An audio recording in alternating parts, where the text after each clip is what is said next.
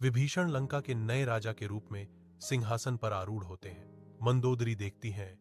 उनकी उपस्थिति सलाह और शक्ति का मौन वादा है।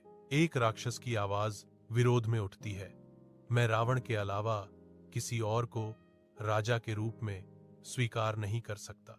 विभीषण घोषणा करते हैं कि वह शांतिपूर्वक लंका छोड़ रहे हैं। यह फरमान शाही हॉल में गूंजता है। एक अकेला राक्षस लंका तट के विशाल विस्तार का सर्वेक्षण करता है। चिंता उसकी विशेषताओं को धुंधला कर देती है, क्योंकि वह अंतहीन समुद्र की ओर देखता है।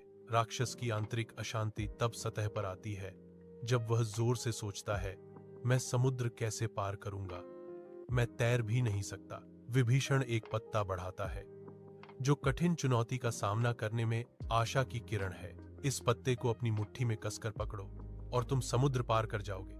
विभीषण सलाह देते हैं। उनकी आवाज में सावधानी का भाव है।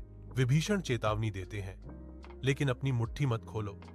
राक्षस का भाग्य विश्वास के इस सरल कार्य पर अनिश्चित रूप से लटका हुआ है। एक अकेला राक्षस विशाल समुद्र से लड़ता है, एक पत्ता अपनी मुट्ठी में कसकर पकड़े हुए।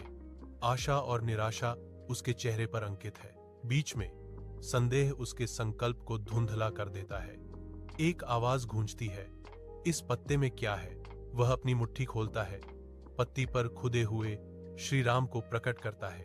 एक तिरस्कारपूर्ण हंसी फूटती है, क्योंकि वह सवाल करता है, एक साधारण पत्ता मुझे कैसे पार कराएगा? अपनी कलाई के एक झटके से वह पत्ते को त्याग देता है, जिससे उसकी किस्मत तय हो जाती है। एक विशाल लहर उठती है, उस पर गिरती है। समुद्र अपना दावा फिर से करता है।